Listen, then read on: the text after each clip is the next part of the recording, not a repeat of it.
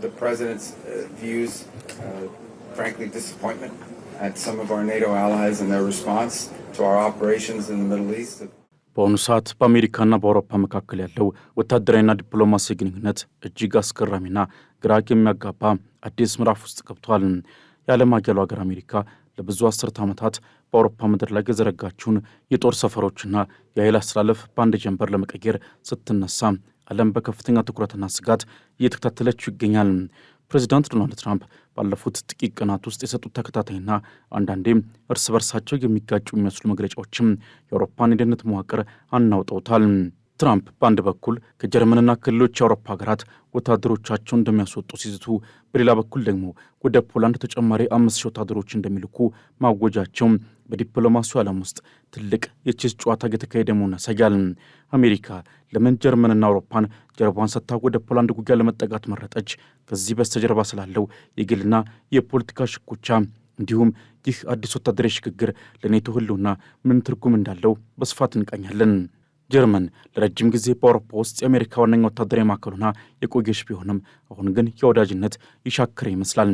የጀርመኑ ቻንስለር ፍሬድሪሽ ሜርዝ አሜሪካ ከኢራን ጋር በገባችበት ጦርነት ውርደት እየደረሰባት ነው ማለት የሰነዘሩት አስተያየትም በወቅቱ ፕሬዚዳንት ዶናልድ ትራምፕን ክፉኛ አስቆጥቷቸው ነበረ። ትራምፕ እንዳለውን ንቀት በቀላሉ የሚያልፉ መሪ አይደሉም። በዚህ ምክንያት ከጥቂት ሳምንታት በፊት ጀርመን ውስጥ ከሚገኙት የአሜሪካ ጦር ኃይሎች መካከል 5,000 ወታደሮችን በአስቸኳይ ለማስወጣት መወሰናቸውን አስታውቀዋል። ይህ እርምጃ በጀርመንና በአውሮፓ የደህንነት ባለሥልጣናት ዘንድ ታላቅ ድንጋጤን የፈጠረ ቢሆንም ትራምፕ ግን ውሳኔያቸው እርግጥ መሆኑን ገልጸዋል። ይሁን እንጂ ሐሙስ ዕለት ትራምፕ ሌላ እጅግ አስገራሚ መግለጫ ሰጡ። ወደ ፖላንድ ተጨማሪ 5,000 ወታደሮች እንደሚልኩ በይፋ አወጁ። You saw the president's announcement last night with regards to Poland and deployment. That said, obviously the United States continues to have global commitments. ይህ ውሳኔ በብዙዎች ዘንድ ግራ መጋባትን የፈጠረው ገና ከአንድ ሳምንት በፊት የመከላከያ ሚኒስትሩ ፒት ሄግሴዝ ወደ ፖላንድና ወደ ሌሎች የባልቲክ ሀገራት ሊደረግ የነበረውን የወታደሮች ቅይጥ ስምሪት ወይም ዲፕሎይመንት ሰረዘው በነበረበት ወቅት ነው። ሄግሴዝ ስምሪቱን የሰረዙት አሜሪካ በምትፈልግበት ጊዜ የአውሮፓ ሀገራት አጋርነታቸውን ላሳዩን በሚል ቁጭት ነበረ። ታዲያ ትራምፕ ከሄግሴዝ ውሳኔ በተቃራኒ ለምን ወደ ፖላንድ ወታደር መላክ ፈለጉም? መልሱ ያለው በትራምፕና በአዲሱ የፖላንድ ፕሬዚዳንት ካሮል ናውርኮውስኪ መካከል ባለው ልዩ ግንኙነት ውስጥ ነው። ፕሬዚዳንት ካርል ናውርኮውስኪ ትራምፕ በምርጫ ወቅት በይፋ የደገፏቸውና የቀኝ ዘመም ማሳሰብ ያላቸው መሪ ናቸው። ናውርኮውስኪ በሰኔ 2005 በፖላንድ በተካሄደው ምርጫ አሸንፈው ወደ ስልጣን ከመጡ በኋላ በመስከረም ወር ዋይት ሃውስ ድረስ በመሄድ ከትራምፕ ጋር ተገናኝተው ነበረ። ትራምፕ ለናርኮውስኪ ያላቸው አድናቆትና በሁለቱም መሪዎች መካከል ያለው የግል ወዳጅነት አሜሪካ ለፖላንድ ልዩ ትኩረት እንድትሰጥ አስገድዷታል። ትራምፕ በማህበራዊ ገጻቸው ላይ እንደገለጹት በኩራት በደገፍኩትና አሁን የፖላንድ ፕሬዚዳንት በሆነው በካሮል ናውርኮውስኪ ስኬታማ ምርጫና ከእሱ ጋር ባለን ልዩ ግንኙነት ምክንያት አሜሪካ ተጨማሪ 5,000 ወታደሮችን ወደ ፖላንድ እንደምትልክ ስገልጽላችሁ በታላቅ ደስታ ነው ብለዋል። ይህ የሚያሳየው ትራምፕ ወታደራዊ ስልታቸውን የሚቀይሩት በስትራቴጂካዊ ጥናት ብቻ ሳይሆን በመሪዎች መካከል ባለው የግል ወዳጅነትና ታማኝነት ላይ ተመስርተው ጭምር መሆኑ ነው። ፖላንድ ለአሜሪካ ያላት አስፈላጊነት ግን ከግል ወዳጅነትም ያለፈ ነው። እንደ አውሮፓውያን አቆጣጠር በ2022 ሩሲያ ዩክሬንን ከወረረች ወዲህ ፖላንድ የምዕራባውያን የጦር መሳሪያና እርዳታ ወደ ዩክሬን የሚፈስበትን ዋነኛ ማዕከል ሆና ያገለግለች ትገኛለች። አሜሪካ በ2023 በፖላንድ ፖዝናን ከተማ ካምፕ ኮሹስኮ የተባለ የጦር ሰፈር በመመስረት ወታደራዊ አሻሯን አጽንታለች። በአሁኑ ወቅትም በፖላንድ ቋሚና ተለዋዋጭ የሆኑ ወደ 10,000 የሚጠጉ የአሜሪካ ወታደሮች ይገኛሉ። የትራምፕ የ5,000 ወታደሮች ጭማሪ ፖላንድን በአውሮፓ ውስጥ የአሜሪካ ዋነኛ የብረት ግንብ ለማድረግ የታለመ እርምጃ ይመስላል። ነገር ግን በዋሽንግተንና በዋርሶ መካከል ያለው መረጃ የተለያየ መሆኑ ግራ መጋባቱን ይበልጥ አባብሶታል። ትራምፕ ተጨማሪ 5,000 ወታደር ሲሉ የፖላንዱ የውጭ ጉዳይ ሚኒስትር ራዶስላህ ሲኮርስኪ ግን የአሜሪካ ወታደሮች ቁጥር ቀደም ሲል በነበረበት ደረጃ እንዲቀጥል ስላደረጉ ትራምፕን እናመሰግናለን በማለት ነው የገለጹት። የፖላንድ የመከላከያ ሚኒስትር ቭላዲስላው ኮሲኒያክ ካምሺም ቢሆኑ ፖላንድ የነበራትን 10,000 ወታደሮች አታጣም፣ ያ በእርግጠኝነት የሚቀጥለው ማለት ነው የተናገሩት። ይህ የሚያሳየው ትራምፕ ተጨማሪ ያሉትን ቁጥር ፖላንዳውያን ቀደም ሲል ሊወጡ የነበሩትን ወታደሮች እንደማቆየት አድርገው እንደቆጠሩት ነው። ይህ በቃላትና በቁጥር መካከል ያለ ልዩነት በትራምፕ አስተዳደር ውስጥ ወታደራዊ ውሳኔዎች ምን ያህል ድንገተኛና ግልጽነት የጎደላቸው መሆኑን ያሳያል። በትናንትናው ዕለትም በስዊድን በተካሄደው የኔቶ የውጭ ጉዳይ ሚኒስትሮች ስብሰባ ላይ የአሜሪካው የውጭ ጉዳይ ሚኒስትር ማርኮ ሩቢዮ ይህንን ጉዳይ ለማብራራት ሞክረዋል። ሩቢዮ እንደሚሉት የአሜሪካ ወታደራዊ እንቅስቃሴ ቅጣት አይደለም። ይልቁንም አሜሪካ ያላትን ሀብትና ኃይል ዓለም አቀፍ ግዴታዎቿን ለመወጣት በስፋት የምታሰራጭበት ሂደት ነው። ሆኖም ሩቢዮ አንድ ትልቅ ነጥብ አንስተዋል። እሱም ሸክምን በጋራ መጋራት የሚለውን ነው። ኔቶ ውስጥ ያሉ ሀገራት ለአሜሪካ ወታደራዊ ጥረት በቂ ድጋፍ ካላደረጉ አሜሪካ ኃይሏን ወደምትፈልገውና ወደሚደግፏት ሀገራት ማለትም እንደ ፖላንድ ላሉ ማዞሯ የማይቀር መሆኑን ጠቁሟል። የኔቶ ዋና ጸሐፊ ማርክ ሩትም ቢሆኑ የአውሮፓ ሀገራት በአንድ አጋር ወይም አሜሪካ ላይ ብቻ ከመጠን በላይ ጥገኛ መሆን እንደሌለባቸውና ራሳቸው መቻል እንዳለባቸው አጽንኦት ሰጥተዋል። በአሜሪካ የውስጥ ፖለቲካ ውስጥ ግን የመከላከያ ሚኒስትሩ ፒት ሄግሴዝ የወታደር ቅነሳ እርምጃ ከፍተኛ ተቃውሞ እያጋጠመው ነው። ሄግሴዝ ወደ ፖላንድ፣ ሮማንያና ባልቲክ ሀገራት ሊሄዱ የነበሩትን 4700 ወታደሮች የያዘውን ሁለተኛ አርመርድ ብሪጌድ ስምሪት በድንገት መሰረዛቸው እንዲሁም ወደ ጀርመን ሊሄድ የነበረውን የረጅም ርቀት ሚሳኤል ሻለቃ ማስቆማቸው በሪፐብሊካን የሕግ መወሰኛው ምክር ቤት አባላት ዘንድ አሳፋሪና ሀገሪቱን የሚያዋርድ ተግባር ተብሎ ተፈርጇል። በተለይም ሴናተር ዶን ቤኮን ፖላንድ በዚህ ውሳኔ እንደተከዳች በመግለጽ ሄግሴዝን ክፉኛ ወቅሷል። ትራምፕ ይህንን ተቃውሞ ለመመከትና ወዳጃቸውን ናውርኮስኪን ለማስደሰት ሲሉ ነው ተጨማሪ 5,000 ወታደር ልካለው የሚል ድንገተኛ መግለጫ የሰጡት የሚሉ ተንታኞችም አልጠፉም። ከዚህ ባለፈ ሌላው የሚጠቀሰው ዋናው ምክንያትም በሩሲያና በአሜሪካ መካከል ያለው ስጋት ነው። አሜሪካ ተጨማሪ ወታደሮችን በሩሲያ ድንበር አቅራቢያ ለማስፈር መፈለጓ በሩሲያ በኩል እየመጣባትን ያለው ተጨማሪ ጫናና ስጋት ለመከላከል እንደሆነ በግልጽ የሚታይ ነው። በተለይም የአሜሪካው ፕሬዚዳንት ዶናልድ ትራምፕ ወደ ቻይና ቀንተው ከቻይና አቻቸው ሺ ጂንፒንግ ጋር ያደረጉትን ውይይት ተከትሎ ብዙም ሳይቆይ ከቀናት በኋላ የሩሲያው ፕሬዚዳንት ቭላዲሚር ፑቲን ወደ ቻይና ቀንተው እሳቸውም ከፕሬዚዳንት ሺ ጂንፒንግ ጋር መገናኘታቸው ለትራምፕ የከነከናቸው ይመስላል። በተለይም ሩሲያና ቻይና ያላቸው የጠበቀ ወዳጅነት አሜሪካንን እንቅልፍ እየነሳ ቀጥሏል። ታዲያ ለዚህ መፍትሄ ያሉት ደግሞ በሩሲያ ድንበር አቅራቢያ ተጨማሪ የአሜሪካ ወታደሮችን ማስፈርና በተጠንቀቅ ማቆም እንደሆነ እሙን ነው። ፖላንድ አሁን ያለችበት ሁኔታ እጅግ ስሱ ነው። በአንድ በኩል ከሩሲያ ጋር ያላት ቅርበትና ለዩክሬን የምታደርገው ድጋፍ ለጥቃት ተጋላጭ እንድትሆን አድርጓታል። በሌላ በኩል ደግሞ ከአሜሪካ ጋር ያላት ወታደራዊ ጥምረት ብቸኛው የህልውና ዋስትና ነው። ፕሬዚዳንት ናውርኮስኪ በትዊተር ገጻቸው ላይ እንዳሉት የአሜሪካና የፖላንድ ጥምረት ለእያንዳንዱ የፖላንድ ቤትና ለመላው አውሮፓዊ ደህንነት ዋነኛው ምሰሶ ነው። ይህ ጥምረት ግን አሁን በትራምፕ እሰጥ አገባ ፖለቲካ ውስጥ ወድቋል።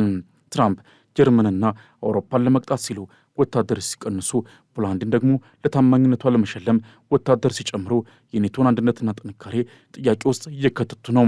አሜሪካ ከጀርመን ወታደሮቿን እያወጣች ወደ ፖላንድ የምታዞርበት ምክንያት በሶስት ዋና ዋና ነጥቦች ሊጠቀለል ይችላል። አንደኛው ጀርመን በትራምፕ ላይ የሰነዘረችው ትችትና በኢራን ጦርነት ወቅት ያሳየችው ለመተባበር ያስከተለው ቅጣት ነው። ሁለተኛውም በፖላንድ ያለው አዲሱ የቀኝ ዘመም አመራር ለትራምፕ ያለው ታማኝነትና የቅርብ ወዳጅነት የፈጠረው ሽልማት ነው።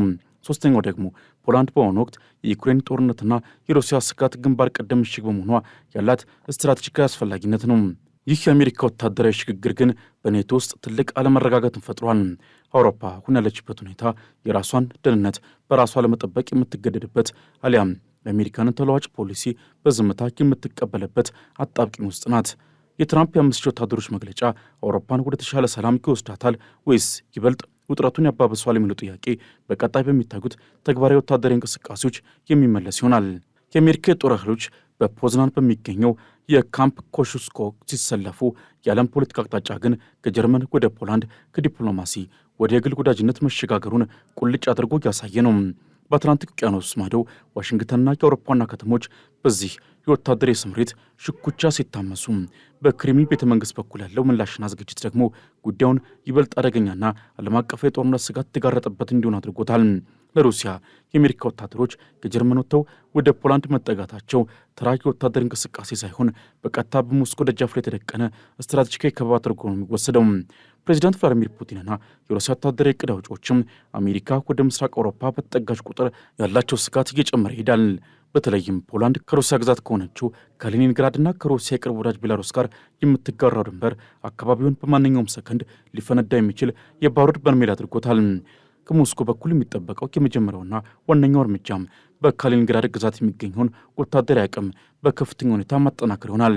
ሩሲያ አሜሪካ ወደ ፖላንድ 5,000 ተጨማሪ ወታደሮች መላኳን ተከትሎ የኒኩሌር አረሮችን የመሸከም አቅም ያላቸውን ኢስካንደር ኤም ሚሳኤሎችን በፖላንድ ድንበር አቅራቢያ በይፋ ልታሰማራ ትችላለች። ይህ ደግሞ ለዋርሶ ብቻ ሳይሆን ለመላው አውሮፓ ያሉና ስጋት የሚፈጥር የኒኩሌር ዛቻ ነው። ሩሲያ የአሜሪካን ወታደራዊ መገኘት እንደ ትንኮሳ በመቁጠር በመላሹ የምስራቅ አውሮፓን ሰማይና ምድር የሚቆጣጠሩ ዘመናዊ የራዳርና የኤሌክትሮኒክስ መዋጊያ መሳሪያዎችን ስራ ላይ እንደምታውል ይጠበቃል። ይህም በባልቲክ ባህር አካባቢ የሚደረጉ የአየርና የባህር ጉዞዎችን ደህንነት ጥያቄ ውስጥ የሚከት ይሆናል። ሌላውና እጅግ አሳሳቢው ነጥብ የሩሲያና የቤላሩስ ወታደራዊ ውህደት መጠናከር ነው። ፑቲን የአሜሪካን ወደ ፖላንድ መጠጋት እንደ ምክንያት በመቁጠር በቤላሩስ ምድር ላይ ተጨማሪ የሩሲያ ጦር ሰፈሮችን ለመመስረትና ምናልባትም ታክቲካዊ የኒውክሌር መሳሪያዎችን በስፋት ለማከማቸት ግፊት ያደርጋሉ። ይህ ከሆነ ፖላንድና የባልቲክ ሀገራት ከሁለት አቅጣጫ ማለትም ከሩሲያና ከቤላሩስ ወታደራዊ ኃይል የሚከበቡበት ሁኔታ ይፈጠራል። ሞስኮ ትራምፕ ከአውሮፓ አጋሮቻቸው ጋር ያላቸውን መቃረን እንደ ትልቅ ዕድል ነው የምትመለከተው። አሜሪካ ከጀርመንና ከስፔን ጋር ስትጣላ የኔቶ አንድነት ሲላላና አባል ሀገራቱም እርስ በርስ መጠራጠር ሲጀምሩ ሩሲያ በቀጠና ያላትን ተጽዕኖ ለማሳደግ ከፋፍለ ግዛ የሚለውን ስልት በከፍተኛ ሁኔታ ትገፋበታለች። በተጨማሪም ሩሲያ በፖላንድ ላይ የምታደርገውን የሳይበር ጥቃትና የሐሰተኛ መረጃ ስርጭት ይበልጥ እንደምታጠናክር ይገመታል። በፖላንድ ማህበረሰብ ውስጥ አሜሪካውያን ወታደሮች መኖራቸው የሚያስከትለውን ስጋት በመቀስቀስ በፖላንድና በአሜሪካ መሪዎች መካከል ጥርጣሬ እንዲፈጠር የማድረግ ስራ በስፋት ይከናወናል። የሩሲያ ውጭ ጉዳይ ሚኒስትር ቃል አቀባይ ማሪያ ዛካሮቫ ከወዲሁ እንደገለጹት ከሆነ አሜሪካ በፖላንድ የምታደርገው ስምሪት በአውሮፓ ያለውን መረጋጋት የሚያናጋና የሩሲያን ብሔራዊ ደህንነት አደጋ ላይ የሚጥል ነው። ይህ አይነቱ ንግግር ደግሞ ወደፊት ለሚወሰዱ ወታደራዊ እርምጃዎች እንደ ሕጋዊና ፖለቲካዊ መነሻ ሆኖ ያገለግላል። በቀጣይ የሚጠበቀው ትልቁ ስጋት ግን በድንበር አካባቢ የሚፈጠር ትንሽ ወታደራዊ ስህተት ወይም ግጭት ወደ ለየለት ጦርነት የመቀየር ዕድሉ ነው። የአሜሪካ ወታደሮች ወደ ሩሲያ ድንበር ይበልጥ በተጠጉ ቁጥር የሁለቱ ሀገራን ወታደሮች ፊት ለፊት የመጋጠም ዕድላቸው ይጨምራል። ሩሲያ ይህን አጋጣሚ ጠቅማ በባልቲክ ባህር ላይ የምታደርገውን ወታደራዊ ልምምድ እንደምትጨምር ግልጽ ነው። ፖላንድ አሁን ላይ የአውሮፓ አዲሷ ምዕራብ በርሊን ሆናለች። ይህም ማለት በምስራቅና በምዕራብ መካከል ያለው የቀዝቃዛው ጦርነት ግንባር ቀደም ምሽግ ሆናለች ማለት ነው። ከዚህ በተጨማሪ ይህ የአሜሪካ ወታደራዊ ሽግግር በሩሲያ ስትራቴጂካዊ ስሌት ውስጥ የሚፈጥረውን ሌላውን ትልቅ ስጋት ስንመለከት ትኩረታችን በቀጥታ ወደ ስዋልኪ ጋፕ ያመራል። ይህ በፖላንድና በሊቱዌኒያ ድንበር መካከል የሚገኘውና 100 ኪሎ ሜትር ብቻ ርዝመት ያለው ጠባብ መሬት በወታደራዊ ባለሙያዎች ዘንድ በዓለም ላይ እጅግ አደገኛው ስፍራ ተብሎ ይጠራል።